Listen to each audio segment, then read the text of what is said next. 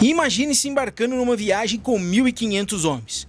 Agora imagine que dessa viagem apenas 500 voltarão para casa. Com essa estatística aí maravilhosa, você toparia ganhando uma passagem? Não! Pois foi essa estatística da frota de Cabral que parou aqui em terras que hoje chamamos de Brasil. Não é à toa que o Porto de Rastelo, em Lisboa, era conhecido como a Praia das Lágrimas dos que vão e Terra do Prazer para os que voltam. Foi desse porto que partiram as expedições de Vasco da Gama em 1497 e de Pedro Álvares Cabral em 1500. A partida de Cabral estava prevista para 8 de março, mas ela foi adiada devido ao mau tempo e acabou ocorrendo num dos grandes dias da história da humanidade, 9 de março, dia que nasceu minha filha. Pois bem, vamos conhecer um pouquinho desse tal sujeito chamado Cabral. Pedro Álvares Cabral, ele era um fidalgo de 33 anos. E fidalgo representa alguém que tem ligações com a nobreza. Literalmente ele é filho de algo, fidalgo. Cabral pertencia a uma família com ligações estreitas com a coroa portuguesa desde 1385. Eu estou falando aqui de mais ou menos 115 anos de proximidade com a realeza. Então, Cabral, ele era um sujeito bem colocado na sociedade. Cabral casou-se com Isabel Gouveia, neta de reis, e que tinha uma posição também de destaque na sociedade, não podia ser diferente, certo? E eu tô falando para você sobre a nobreza de Cabral para que você tenha noção do quanto essas viagens marítimas tinham um caráter religioso, assim como as cruzadas, que também tinham um caráter comercial, mas que era inseparável a ideia de missão religiosa. Por quê? Porque as cruzadas e a missão religiosa, a guerra santa, ela era encabeçada por nobres. Bom, a frota que comandava era composta por 9 naus, 3 caravelas e uma caraveta de mantimentos, um navio menor. As caravelas menores mediam 22 metros e levavam até 80 homens, enquanto as naus maiores alcançavam 35 metros e transportavam 150 tripulantes.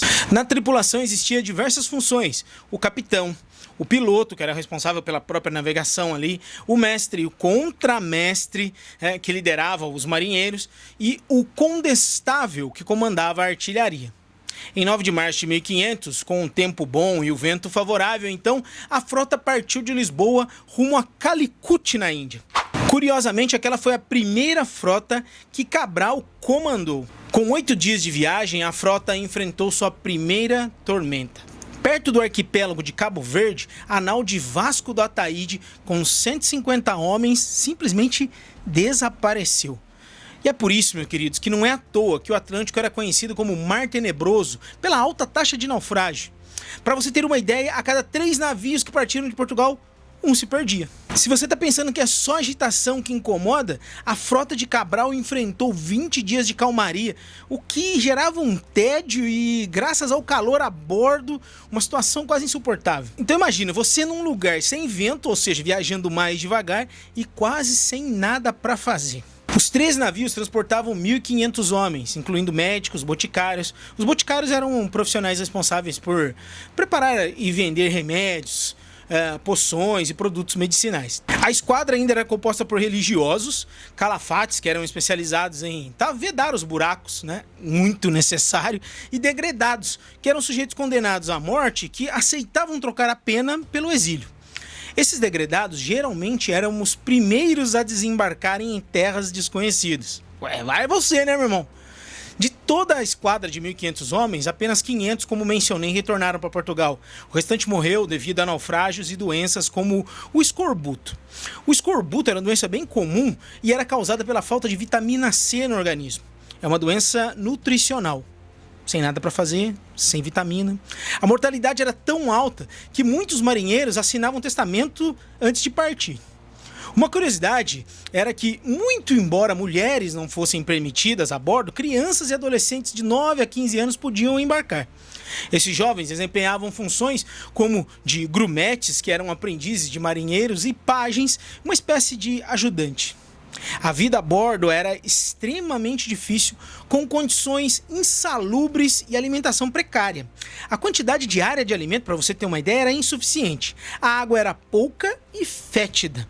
Lembre-se que eles estavam em alto mar e mar é água salgada, sendo assim a única água que eles tinham levado. Pense você. Aí você consegue imaginar que em situações extremas os tripulantes poderiam comer alimentos crus mesmo. Só que não era só isso. Tinha insetos, baratas e ratos, qualquer coisa, mas qualquer coisa mesmo que pudesse manter um sujeito vivo. Os marinheiros realizavam tarefas náuticas como manejar a vela e instrumentos de navegação. Os soldados cuidavam da artilharia e os religiosos, em sua maioria frades franciscanos, rezavam missas e ouviam confissões. É tipo, né? O sujeito tá lá e tal, viajam 1.500, só voltam 500. Você olha assim, 2 em cada 3 se ferram, melhor um padre por perto, certo? Um desses religiosos foi Dom Henrique Soares de Coimbra, líder religioso da expedição e responsável por celebrar a primeira missa no Brasil em 26 de abril, na praia de Coroa Vermelha, na Bahia, na presença de cerca de 200 indígenas. Entre os navegadores experientes, a frota de Cabral contava com a presença de ninguém mais ninguém menos que Bartolomeu Dias, famoso por ter contornado pela primeira vez o Cabo da Boa Esperança em 1488. E qualquer ironia da história, em 23 de maio de 1500, uma tormenta afundou 4 navios, incluindo a de Bartolomeu Dias, e matou 400 homens. E aonde foi isso? No Cabo da Boa Esperança. Os marinheiros dormiam no convés ali mesmo, ao relento, com colchões de palha. As condições, já falei, eram precárias e insalubres. Eles faziam suas necessidades nos baldes e urinavam no mar. Tipo, o sujeito enchia o balde e jogava onde? Pois é, no mar. Coitado do Nemo e pobre do Bob Esponja. Segundo o relato do francês Jean Delery, quando os biscoitos acabavam, os tripulantes comiam ratos, que tinham um valor de mercado a bordo muito alto. O cardápio diário por pessoa consistia em 1,5 litro de água por dia para cada um e 600 gramas de biscoitos. Claro que os capitães desfrutavam de alguns luxos. Os capitães recebiam 1,5 litro de vinho por dia e 15 quilos de carne por mês.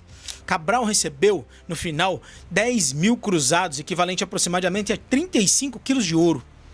A disciplina a bordo era rigorosa. Aqueles que desobedeciam eram punidos, sendo enviados ao porão infestado de ratos e baratas. Nada muito divertido, mas poderia ser alimento. A viagem até chegar aqui durou 44 dias. Em 21 de abril, os marinheiros avistaram um negócio chamado sargassos, uma espécie de alga flutuante. Logo perceberam, opa, tem terra por aqui. No dia 22 de abril de 1500, avistaram um litoral.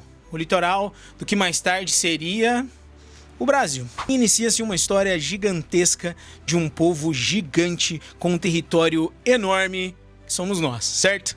Se você gostou de conhecer um pouco sobre essa viagem, saiba que muito mais temos e teremos por aqui. Bora curar os traumas dos brasileiros com a própria história? Se você quer aprender um pouco mais, uma história saudável, livre, e que encare todas as situações em cada tempo com emancipação de pensamento, é só se inscrever nesse canal. Abraço, até o próximo vídeo. Tchau.